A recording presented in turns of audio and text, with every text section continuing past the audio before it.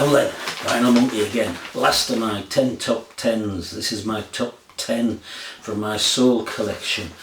And if one thing this recent ones are around different genres have done, it's to make me even more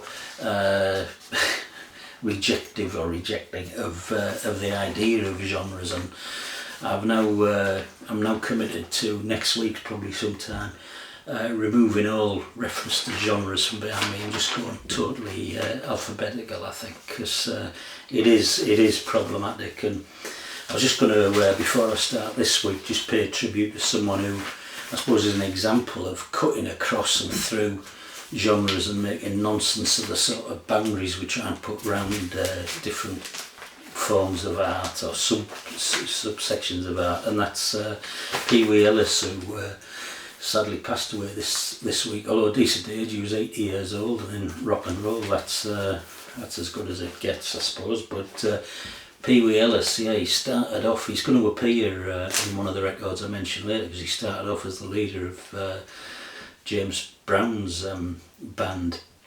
Well, he didn't start off, but he found himself there in the mid-60s. He's a tenor saxophonist. Then later on, about 1980, he joined Van Morrison's band, and he was in that for about 10 years. I had the pleasure of seeing him quite a few times. And he's had his own band. He's a jazz musician mainly, I suppose, but he's played in many rock, soul, blues bands over the years. Absolutely brilliant. If you want to see him, I think in a great light, just look up Van Morrison live at Montreux doing Tupelo Honey, and you see an absolutely stunning saxophone solos from the great Peewee Ellis, who died this week. Yeah, and I'm going to try and rattle through this top 10 this week, because although I only get a few comments on the channel, most of them are very, very kind, and but I had one comment this week saying that listening to me, my videos were getting longer. Started off, they used to be 12 or 13 minutes, they're now over 20 minutes. And that's because I'm talking about more albums, I think. But so someone complained that listening to me for 20 minutes or more was just a little bit, a step too far. It was just beyond the pale, really, and kind of cut it back a bit. So I'm going to do my best. The fact that complaint was from my own brother has absolutely cut me to the heart. So you can imagine how bad I'm feeling about this. So here goes, going to rattle on. At number 10, I've got joint number 10s. I've got two unlikely bedfellows, really. But talk about this one first. This is Arthur Conley. Yeah, not many rock stars, pop stars, soul stars with the name Arthur, I suppose. Arthur Brown, yeah, maybe. But it's one of those names, isn't it, that you didn't crop up that much in rock and roll, I don't think. But this is Arthur Conley, Soul Directions, from, let me get my notes right so I know my years and everything, from 1968. Yeah, Arthur Conley, what a voice. Somewhere between Otis Redding and Sam Cooke. And I was going to put Otis Redding, you would have thought he'd be in my top 10, and I've got Otis albums there, really good. But it goes back to this point about what is an album, what's the difference between an album and an LP. And an LP can be any collection of songs. It's a long player, it's 40 minutes, 30 minutes worth of songs. An album, I think, is more an attempt to make a coherent piece of art which includes a number of songs but hangs together. And I think my Otis Redding ones, and a lot of my soul albums, particularly, I've got no albums by women in type, by the way. No Aretha, no Dion, no The Supremes, no Mary Wells, none of these brilliant artists. Because brilliant as they are, the albums that I've got don't really hang together as albums. There's some nice songs on them, but they're just a collection of songs that somebody stuck together to try and sell them and make a bit of money. So anyway, I think this is an album. This is Soul Directions. It's Arthur Conley. It's a mixture of his own songs and some covers. He had a few hits not huge hits, but he had a few hits in the early 70s. And then sadly he felt the need, he had to get out of America. He moved to Europe, he ended up settling in Amsterdam, and he changed his name. And he changed his name not because he didn't like the name Arthur, or he didn't think it was doing any commercial favours. He changed the name to Lee Roberts, and that's his middle name combined with his mother's maiden name. And he did that to hide, I suppose, from what he felt, a terrible secret that wouldn't be accepted, and that was simply that he was gay. So he became Lee Roberts, and he performed under that name, but just in Amsterdam. He didn't really record much. But if you want to see a brilliant video of Arthur Connolly, he was responsible for that brilliant song Sweet Soul Music, absolute soul classic, maybe one of the all-time great soul records. If you want to see him performing that, there's a black and white video on YouTube. Brilliant mover, brilliant singer. Have a look at that. That's Arthur Connolly, my joint number 10. And I've put him joint with a guy who couldn't get more different, really. This is Big Bazza White, Barry White, the Walrus of Love, as he was known. Can't Get Enough from 1973. And what a deep bass, baritone, unique voice. He was a great musician and arranger. He had the Love Unlimited Orchestra, a 40-piece orchestra that he arranged all the music. And it just washed over you, this stuff, didn't it, through the mid-late 70s.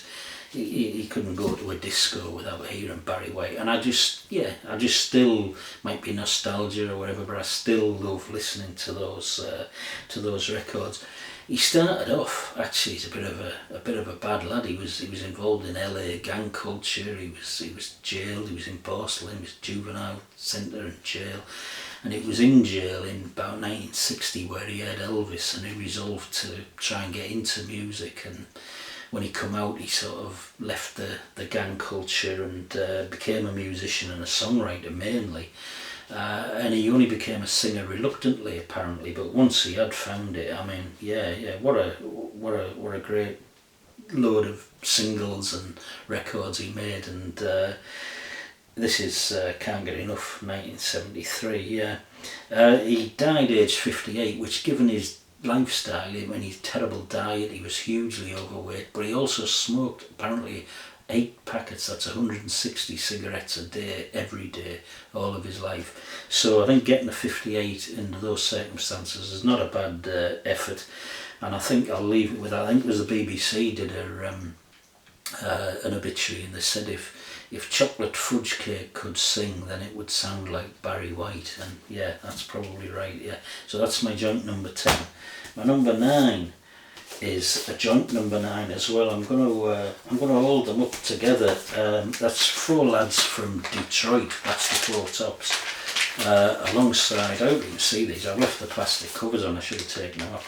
Alongside 4 lads from Liverpool, The Real Thing. The 4 Tops, are superb. I mean, they got together in 1953 and they stayed together all their lives. They have stayed together. Some of them have died, starting in the late 90s. I think the first one to die.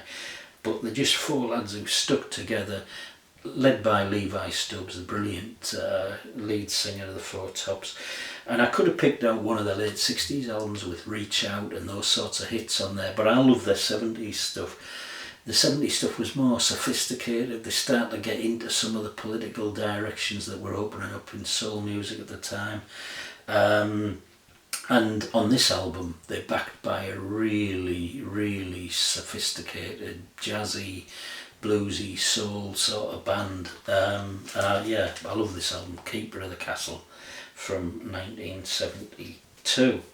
The Real Thing, 4 from 8. I've talked about this before. The Real Thing, You to Me Are Everything, and all those disco hits. But this was their political album. This is particularly the second side, where they do 3 songs all about Liverpool 8, the sort of Liverpool 8 suite, all about Toxteth, the area they grew up. And the middle of those songs is an absolute classic, Children of the Ghetto. So if you're going to listen to one song from all what I'm rambling on about tonight, listen to that, Children of the Ghetto. But it's a great album. It's my joint number 9, and that's The Real Thing, 4 from 8. My number 8, no more joints. I don't mean, yeah, you know what I mean. This is my number 8. What can you say about James Brown? An absolute force of nature, the godfather of soul, the inventor of funk. This is Papa's Got a Brand New Bag from 1967. His backing band, the Famous Flames. Peewee Ellis, I say, was in the band at this time. James Brown grew up in extreme poverty. He was in trouble as a kid. He was in Borstal, where he formed a group there. He went on to become, as I say, an absolute force of nature. He was known as the hardest working man in show business. He was very, very demanding on his band and his musicians. I think he was 330 gigs a year he averaged. I think it was unbelievable stuff. And yeah, everyone knows James Brown, but his stuff remains very, very listenable.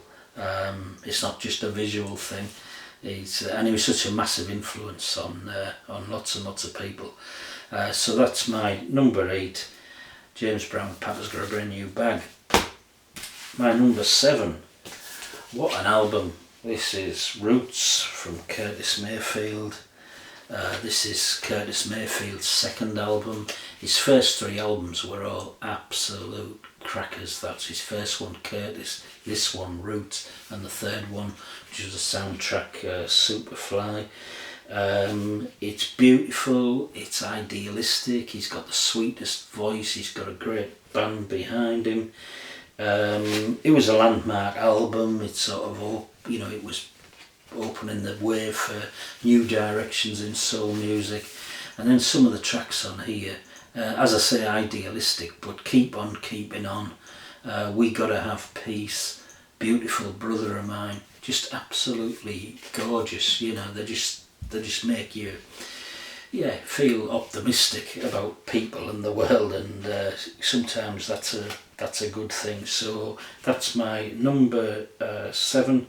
That is Curtis Mayfield, Roots from 1971.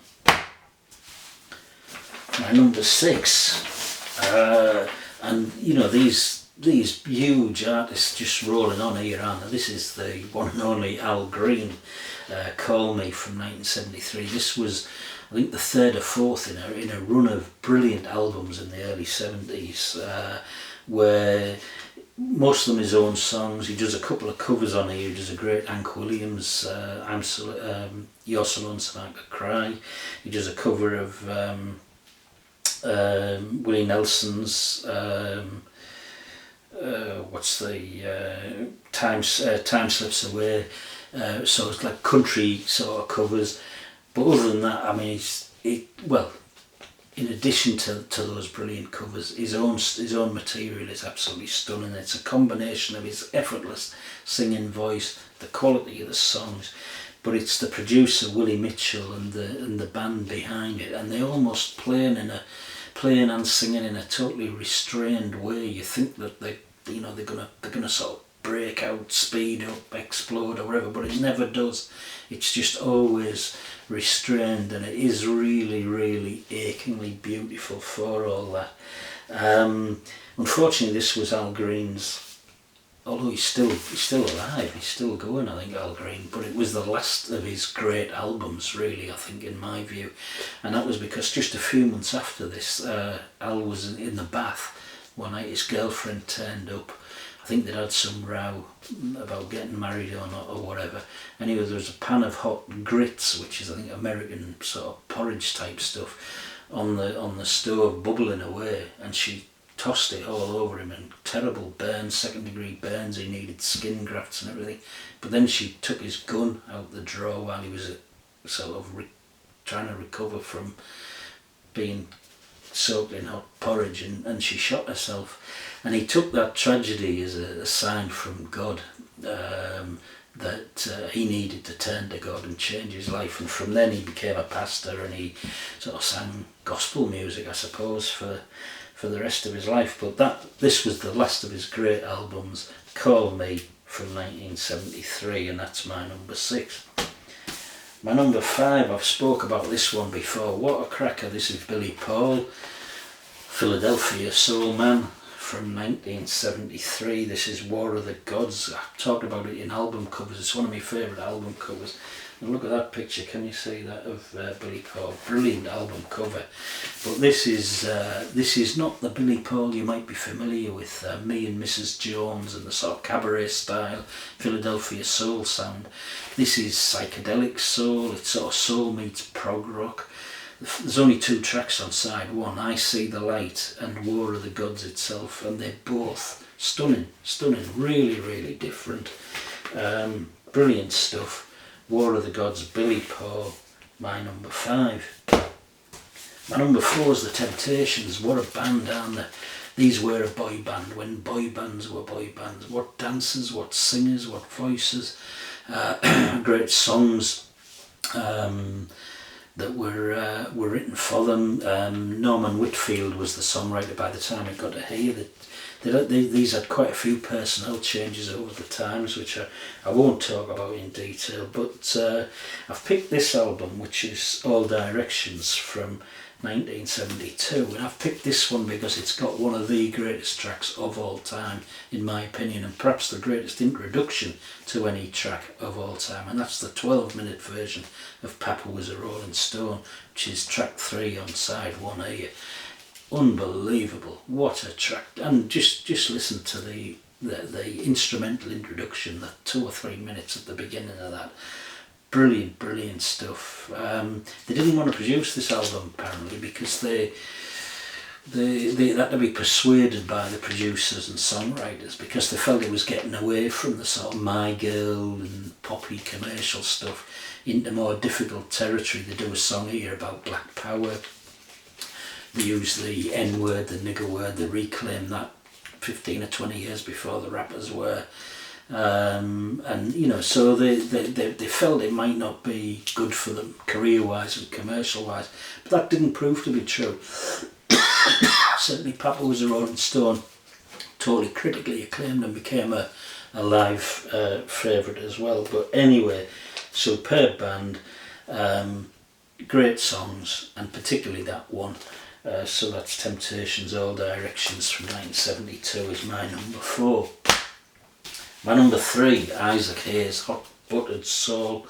This is unbelievable. This is talk about landmark albums or pioneering albums. This was one of them, definitely. This was 1969, and for a soul artist then, there's only 4 tracks on the album. There's a 12-minute version of Burt Bacharach's Walk On By, which is, listen to it. And then there's a 19-minute version of Jimmy Webb's By the Time I Get to Phoenix, where I think the first 8 minutes is 8 minutes before he starts singing By the Time I Get to Phoenix. There's 8 minutes of him talking and a sort of a beat, the band playing in the background and building up slowly, churning, and it just, he's setting the context, I suppose, for the song By the Time I Get to Phoenix, as what's happened before that song was written, perhaps. But it's dramatic, absolutely dramatic stuff. Lush strings all the way through this, his voice, which is powerful and occasionally menacing, but veering from emotional, gentle, right the way through. Brilliant album. Isaac Hayes, Hot Buttered Soul from 1969, my number 3. My number 2, what can I say about Stevie Wonder? Oh, an absolute genius of 20th, 21st century music. This was his 15th album, Talking Book. I think he was only 33 years old, but he'd already had 15 albums. He started really young. He had what was called his classic period in the 70s, and this was one of those where he produced just one after the other of stunning albums that did cross right across genres as well. He was compared to Dylan, the Stones, everybody. He toured this album actually with the Rolling Stones. He supported the Rolling Stones in 1972. They'd just done Exile on Main Street, I think it was, and he used to get up for the encore with Jagger. He's held quite rightly totally in high esteem. He wrote and played all the instruments on all of these songs on here, and then you've got some absolute masterpiece songs: Superstition, You Are the Sunshine of My Life. But every song on here is absolutely superb, and that's why it's my number 2. Talking Book, Stevie Wonder, 1972. And then my number 1, the one and only, Mr. Marvin Gaye. And I've chose Let's Get It On rather than What's Going On, which everybody talks about What's Going On, which preceded this one. What's Going On was about political, social, environmental tensions and strains and issues. And this was, I suppose, the inverse reaction to that. This one is about sex and love. And it's very sort of inward looking in that sense. I think All Music, the website, called it unparalleled in its sheer sensuality and carnal energy. Yeah, and that's probably right. But for me, it's one of those albums where from the very first note there's a sort of bit of wah sort of pedal sort of electric guitar, the very first note to the very last note, and all the chords and notes in between. It just hangs together as one piece of work. The songs flow and ebb into each other. You don't realise whether you're on track 3 or track 7 or whatever. I think it's just one of those albums which is totally engrossing. An absolute masterpiece, as was What's Going On, but I've chosen this one, and it's my number 1, Marvin Gaye, Let's Get It On, from 1973. Okay, so thank you. That's the last of my